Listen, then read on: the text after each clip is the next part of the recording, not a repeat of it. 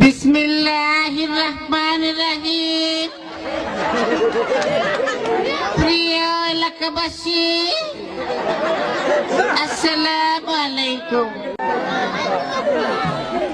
আমি এর আগেও আপনাদের এলাকায় এসেছি আপনাদের পুত্রবধূ হওয়ার কারণে।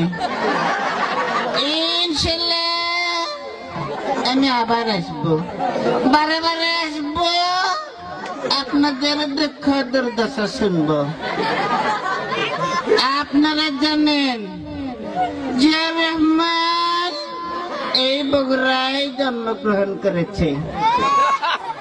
আমি বলতে চাই যে বগুড়ায় জিয়া রহমান জন্ম নিয়েছে, সেই বগুড়ায় আওয়ামী লীগের জায়গা হবে না, হবে না, হবে না। ইনশাআল্লাহ আন্দোলন করে এই আওয়ামী লীগকে বাংলাদেশ থেকে বের করে দেওয়া হবে। আপনারা সবাই আমার স্বামী শহীদ প্রেসিডেন্ট জিয়াউর রহমানকে চেনেন।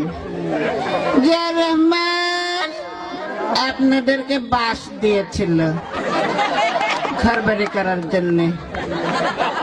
ইনশাআল্লাহ বিএনপি সরকার ক্ষমতায় গেলে একটি নয়, দুইটি নয়, তিনটি করে বাস দেওয়া হবে ইনশাআল্লাহ।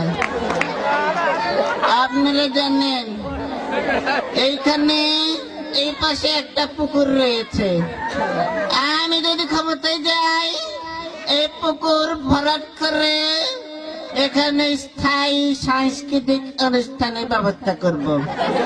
প্রতি বছর অনুষ্ঠান হবে সরকারি অর্থায়নে। আপনারা গরু, আপনারা ছাগল, আপনারা ভেড়া পালন করে স্বাবলম্বী হবেন ইনশাআল্লাহ।